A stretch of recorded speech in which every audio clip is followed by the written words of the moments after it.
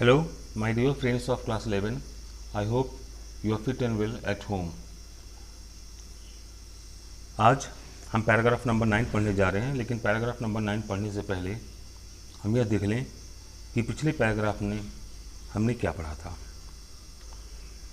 तो पिछले पैराग्राफ में हमारी कहानी वहाँ तक पहुँची थी जहाँ पर लेखक अपनी पढ़ाई के लिए विदेश जाने का निश्चय करता है और उसे विश्वास था कि उसकी दादी बेचैन हो जाएंगी, लेकिन नहीं, वे भावुक नहीं हुई।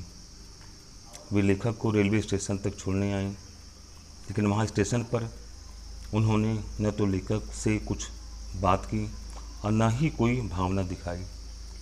उनके होंठ प्रार्थना करते हुए हिलते रहे और उनका मस्तिष्क प्रार्थना में खोया रहा।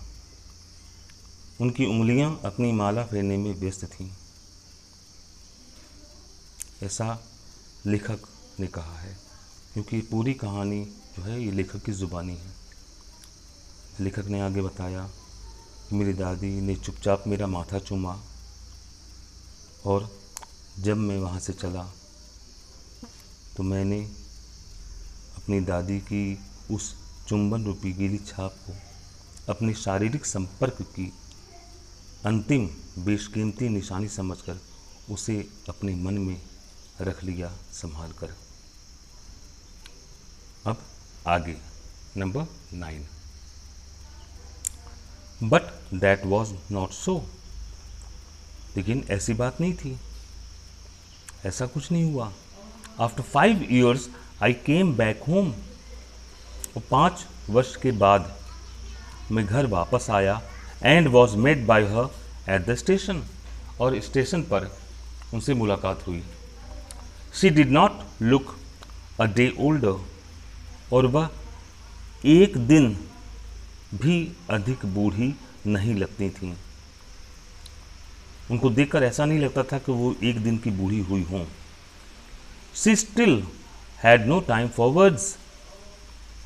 और उनके पास अब भी शब्दों के लिए समय नहीं था, बात करने के लिए समय नहीं था। And while she clasped me in my arms.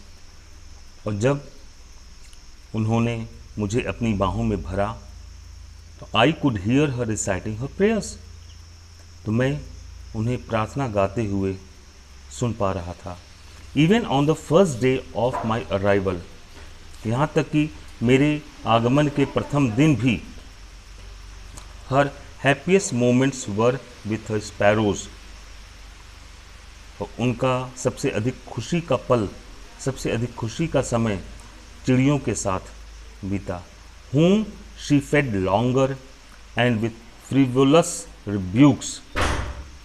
जिन्हें वे पहले से अधिक देर तक खिलाती रहीं और हंसी के साथ फटकारती रहीं। फ्रिवोलस का मतलब होता है बच्चों हंसी मजाक, हंसी। रिब्यूक्स का मतलब होता है फटकार या डांटना। ठीक है, चलिए नंबर 10 पर देखते हैं। In the evening a change came over हर। और शाम के समय उनके अंदर एक परिवर्तन आया, एक बदलाव आया। वो क्या बदलाव था? वह बदलाव यह था कि शी डिड नॉट प्रे। उन्होंने प्रार्थना नहीं की। She collected the women of the neighbourhood. और उन्होंने पड़ोस की स्त्रियों को, पड़ोस की औरतों को इकट्ठा किया। Got an old drum. एक पुरानी ढोलक ले आई एंड स्टार्टेड टू सिंग। और गाना शुरू कर दिया। For several hours. कई घंटों तक। She thumped. उन्होंने थाप लगाई। किस पर? The sagging skins of the dilapidated drum. Dilapidated का मतलब होता है बच्चों टूटी फूटी। ड्रम मीन्स ढोलक। सैगिंग का मतलब झूलती हुई, ढीली ढाली। स्किन मीन्स चमड़ी। तो दादी ने क्या किया कि कई घंटों तक उस टूटी फूटी ढोलक की ढीली ढाली चमड़ी पर अपने हाथों का थाप लगाया। कहने का तात्पर्य कि वे कई घंटों तक उस ढीली ढाली ढोलक को बजाती रहीं। And sang of the home coming of warriors, और योद्धाओं के घर वापसी के गीत गाती रहीं।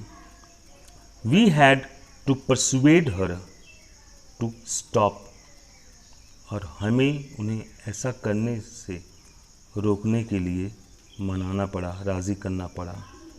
किस बात के लिए? क्यों? टू अवॉइड ओवर स्ट्रेनिंग, अधिक तनाव से उन्हें बचाने के लिए। यानी कि हमें उन्हें अधिक जोर न मारने के लिए राज़ी करना पड़ा, मनाना पड़ा। That was the first time, यह पहली बार था, यह पहला अवसर था। सिंस आई हैड नोन, जब से मैंने जाना है, हर उन्हें, यह पहली बार था जब से मैंने उन्हें जाना है, देखा है। That she did not pray, कि उन्होंने प्रार्थना नहीं की थी। कहने का भाव यह हुआ कि जब से मैंने अपनी दादी को देखा है, जाना है, यह पहला अवसर था कि उन्होंने प्रार्थना नहीं की थी। तो चलिए बच्चों, आज पैराग्राफ नंबर 10 तक, अगला पैराग्राफ हम अगली कक्षा में पढ़ेंगे और समझेंगे। और आप घर पर इसे पढ़ना और समझना, और किसी भी प्रकार का प्रश्न हो, कोई जिज्ञासा हो, तो आप बेझिझक पूछने में हिचकिचाइएगा मत। ठीक है बच्चों, तो आज यहीं तक। Thank you.